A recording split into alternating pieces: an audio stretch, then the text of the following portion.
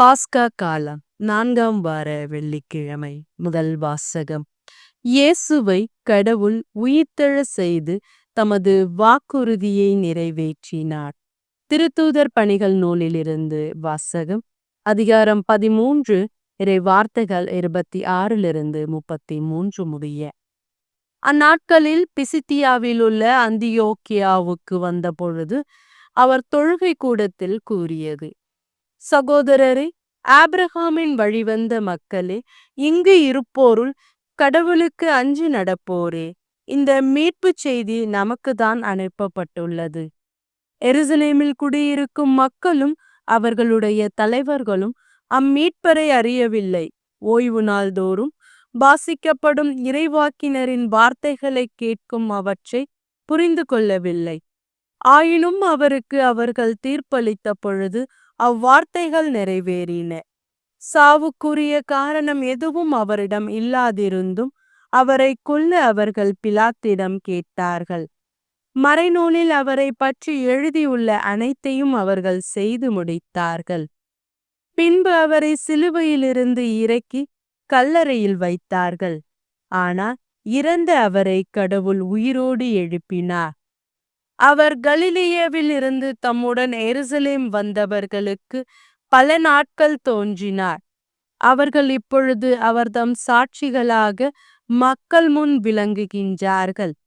இயேசுவை கடவுள் உயிர்த்தெழச் செய்ததன் வழியாக மூதாதையருக்கு அளித்த வாக்குறுதியை அவர்கள் பிள்ளைகளாகிய நமக்கென நிறைவேற்றினார்.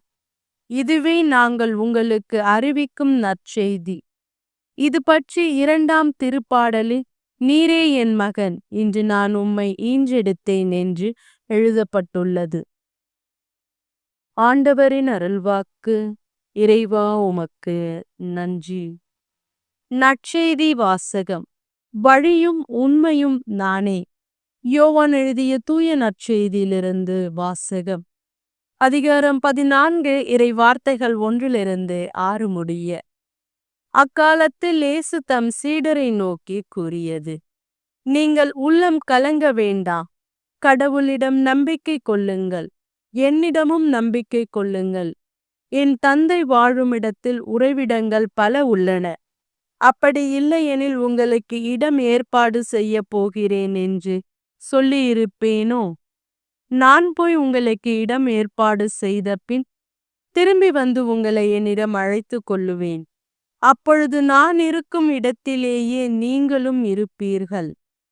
நான் போகும் இடத்திற்கு வழி உங்களுக்கு தெரியும். தோமா அவரிடம்: ஆண்டவரே, நீர் எங்கே போகிறீர் என்றே எங்களுக்கு தெரியாது. அப்படி இருக்க நீர் போகும் இடத்துக்கான வழியை நாங்கள் எப்படி தெரிந்து கொள்ள இயலும் என்றார். இயேசு அவரிடம்: வழியும் உண்மையும் வாழ்வும் நானே. என் வழியாய் அன்றி எவரும் தந்தையிடம் வருவது இல்லை என்றார். ஆண்டவரின் அருள்வாக்கு. கிறிஸ்துவே உமக்கு புகழ்.